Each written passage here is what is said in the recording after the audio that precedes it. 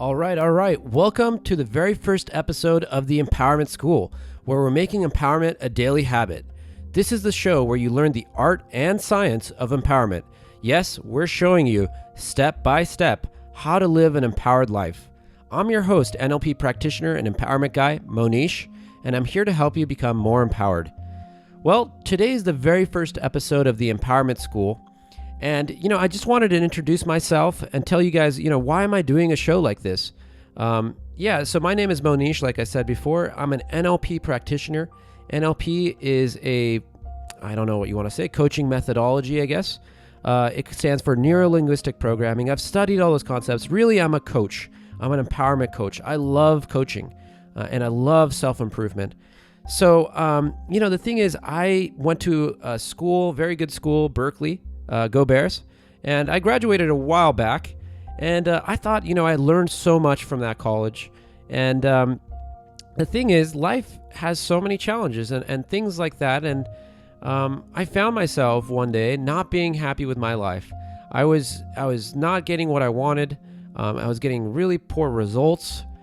People were treating me poorly. I was just like, what is going on? How do I deal with all this stuff?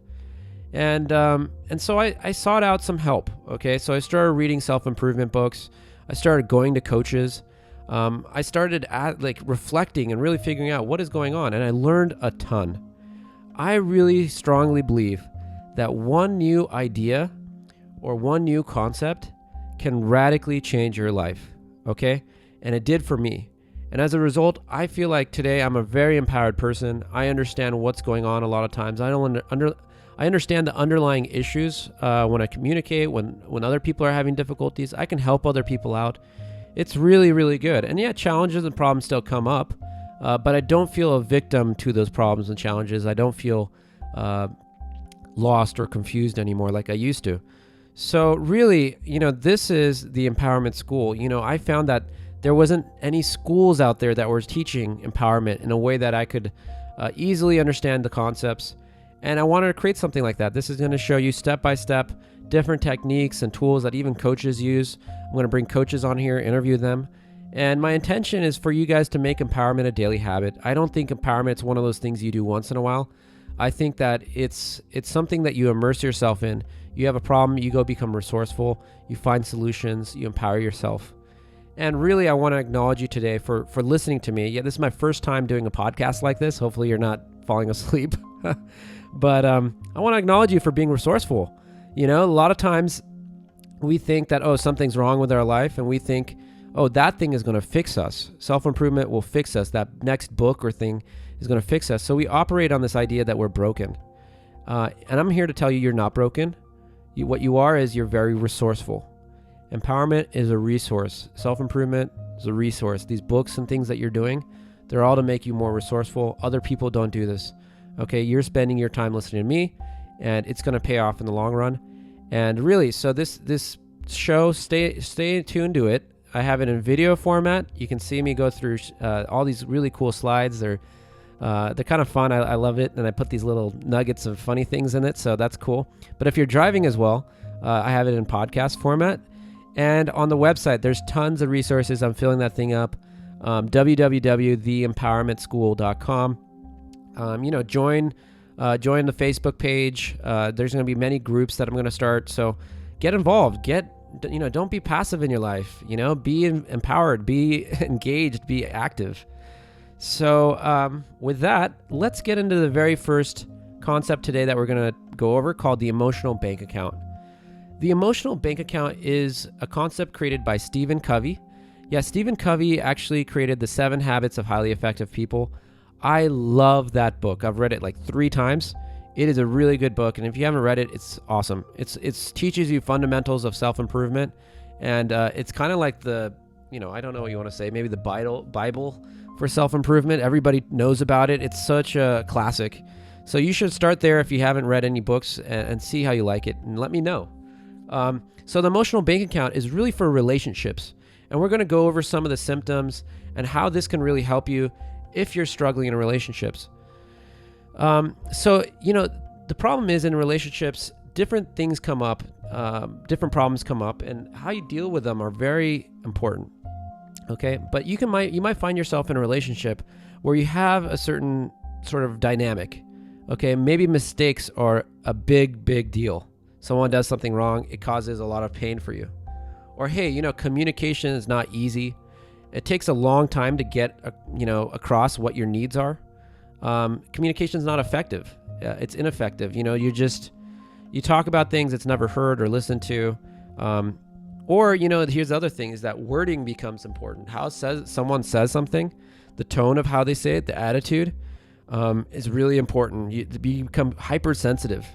Okay, these are not things to be proud of. I hear people being proud of that, like, oh yeah, I can tell what she was really saying. No, look, this is something else going on. Okay, so when this happens, meaning and intent are really misunderstood.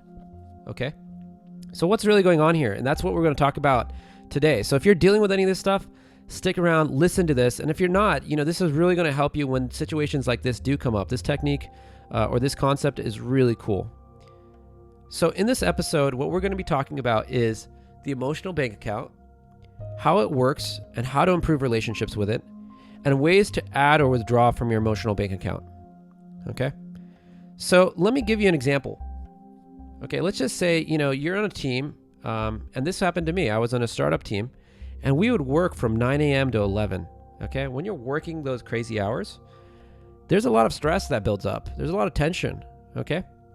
So what happens then, right, is that we would work, but then when we'd go out for dinner or we'd go see a movie together, wow, that would feel completely different. Okay. Who would think that one, going to a movie or one thing like that would actually radically change your relationship with other people? So what's going on? Is the quality of the movie making the difference? Or is it the fact that you're actually going out together? Yeah, it's probably the fact that you're going out together, but why does that work so effectively? Okay. So we're going to be talking about that. Why do teams have offsites? Why do teams go out and hang out besides doing work? And what is that dynamic going on underneath that? So what's really going on is the emotional bank account concept that we're talking about. And the emotional bank account is a metaphor used to describe the amount of trust that's built up in a relationship. Okay, it's the feeling of safety that you have with another human being. Okay, and I'll go into that a little bit, and I'll go back to that example so you can understand it. But really, the emotional bank account, everybody has one. Okay, when I do nice things for you, when I'm being courteous, when I'm showing kindness, when I'm being honest, when I'm keeping my commitments, when I'm offering help, when I'm sharing, okay, I'm adding to your emotional bank account with me. So what that does is, that's like bonus points. Is when people say, oh yeah, you're going to get bonus points for doing that thing. You're just adding to the emotional bank account. That means that person opens up. Safety and trust are there. Okay. And what it really does, it builds up a reserve. So when difficult times do happen, right, people are more willing to let it slide. Oh, you forgot that meeting? No big deal. Or, hey, you didn't take out the trash? No big deal. Or you didn't bring home the groceries today? No big deal. Okay? The person knows that you're actually, for them, that you've built that up by showing so much kindness. And so you've been adding to the emotional bank account that your relationship has. Now, here's where the opposite side comes in, is that the emotional bank account can also be withdrawn. Okay? And anytime you show discourtesy, you're being disrespectful or rude, you're cutting other people off, you're overreacting, you're ignoring the other person, betraying trust, threatening the other person, being selfish. There's so many things. Whenever you do that, what happens is you withdraw from the emotional bank account.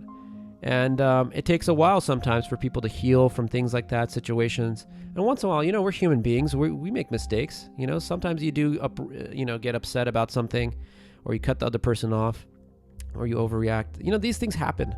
Okay, but what's important to know is that there's that bank account, emotional bank account that's there. And if it's withdrawn too much, you're going to start seeing a lot of issues. So what sort of issues do you see when there's a withdrawn account? Okay, when people keep on doing discourteous things to you. Okay, what happens then is that in the relationship, you're going to see that people are walking on eggshells. Okay, people have to be careful about what they say. Every word is measured. Tensions are high. You have to protect yourself. fight or flight modes of being are there, hostility and defensiveness, silence or refusal to talk, right? People, when stuff like this happens, when people keep on withdrawing and withdrawing, if you keep on getting into fights every single day and you guys don't ever show a lot of affection towards each other, dude, you're going to be, standing on the edge kind of thing. You're going to be edgy. What is it called? You're going to be on edge. There you go. You're going to be on edge. Okay. You're not going to be self-expressed. You're going to be stifled. Okay. But there's going to be a lot of tension because safety and trust is not there. And how you put safety and trust there is by, depositing into the emotional bank account like we discussed before. So my take on the emotional bank account, how you can use it is this. All right. Relationships. First of all, you need to understand this. Okay. Relationships are essential to living. Okay. A lot of times we take for granted different people in our life. But relationships, they are key, man. Like, you can't have a happy life if you don't have happy relationships. Okay, so deposits need to happen all the time. And if you're dealing with someone who keeps on withdrawing from you over and over again, okay, or if you're the person that does it, you need to stop that somehow. Okay, you need to make peace with that person. Tell them, hey, dude, this is not how I want things to be. I want us to have love and affection and be nice to each other, obviously, right? But this is especially true in marriages. Okay, not that I'm married or anything like that, but I hear this all the time from married couples, right? Is that they start developing a sort of a victim mentality towards the other person, and it's because they withdraw from each other's emotional bank account over and over again. Okay, and they get worn out, they get burnt out from the relationship. It's very hard. The next time that someone does something wrong, it's like, oh my God, there's no reserve there that lets mistakes sort of slide. It's no big deal. Okay, so my suggestion is take responsibility. Okay, if you're not depositing emotionally in your relationship, you need to go first. Don't wait for the other person to go first. If you have someone you're not talking to, okay, or someone you have your butt hurt about, they did something, go first. Try to restore the relationship. Try to make it comfortable for both of you guys. Try to get complete with it, and start doing things with the other person. Go out. Go hang out. Share something. Get them a gift. I know that's kind of the superficial thing, but getting a gift. Show. Buy flowers for your wife. The wife, buy flowers for your husband. Okay. Show that you guys care, because when you do that, you actually build up trust in your relationship. You actually build up safety. It's such an easy concept. Do nice things, and later on down the line, it's good. You have a lot of rapport with each other. Okay, so the difficult part is to avoid the he said she said trap. So a lot of times when people are withdrawing from your emotional bank account, when they are doing a lot of annoying things that you get frustrated and annoyed about, you start getting defensive and you start doing it too. Okay, so it's like their misbehavior causes your misbehavior. And what happens after a while is you're both withdrawing from each other's emotional bank account. So this is the thing. Stop doing that. Okay? Don't participate when that's happening.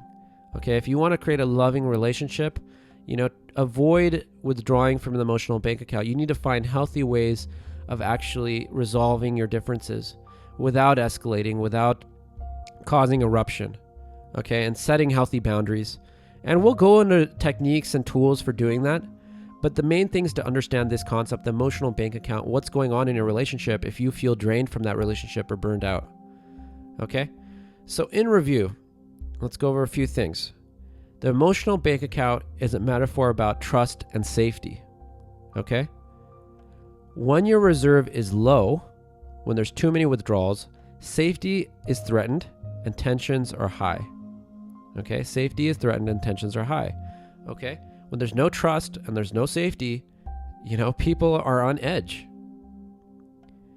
And lastly, making deposits creates more love, trust, safety, affinity.